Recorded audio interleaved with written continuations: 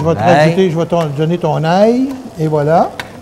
On va légèrement, Claude, tomater notre sauce. Oui. Avec un peu de concentré de Donc, tomate. on va chercher le concentré de tomate. Exact. OK.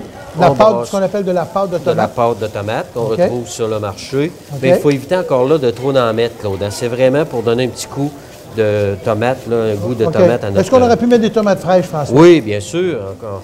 Même, OK. il n'y a rien qui empêche de travailler avec de la tomate fraîche, sauf que c'est moins concentré. Dans ce OK. temps-là, on en rajoute un petit peu plus. C'est beau. OK. Ensuite de ça, Claude, un peu de vin rouge. Oui. OK. Avec une viande rouge, bien entendu, c'est préférable de travailler avec du vin Absolument. rouge. Ici, Et on bien a sûr, notre fond de gibier. notre fond de gibier ici. Donc, on remonte encore notre fond de gibier. Donc, on le voit bien, c'est le fond de gibier qu'on a fait avec nos os. Exact. Et on va finir de cuire avec notre fond de gibier.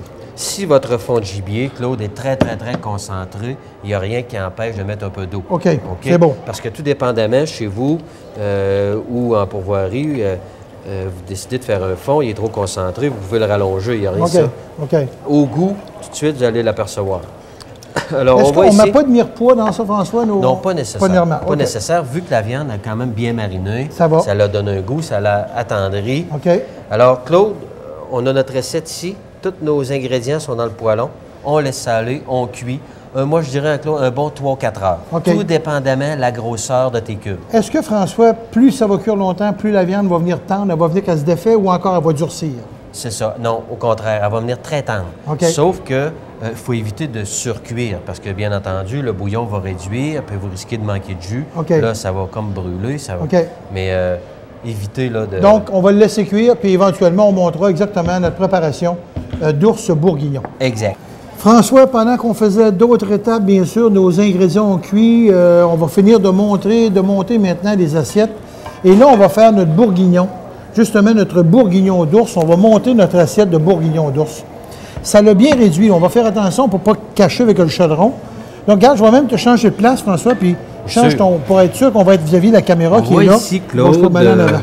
Change le chaudron de place pour le mettre ici, s'il vous plaît. On voit ici, Claude, tout à l'heure, la farine. Oui. Parce qu'on a singé, on voit là que la sauce, elle a épaissi. OK. Exact. Là, Regarde, on voit bien, c'est parfait. On voit les fines herbes encore, Claude, avec les petits oignons caramélisés. Et voilà. Donc, là, servir ça dans une assiette comme ça à table, ça serait extraordinaire. Donc, ça, c'est notre bourguignon, notre ours bourguignon pour cette semaine. Très, très belle recette. Merci beaucoup, François. Plaisir.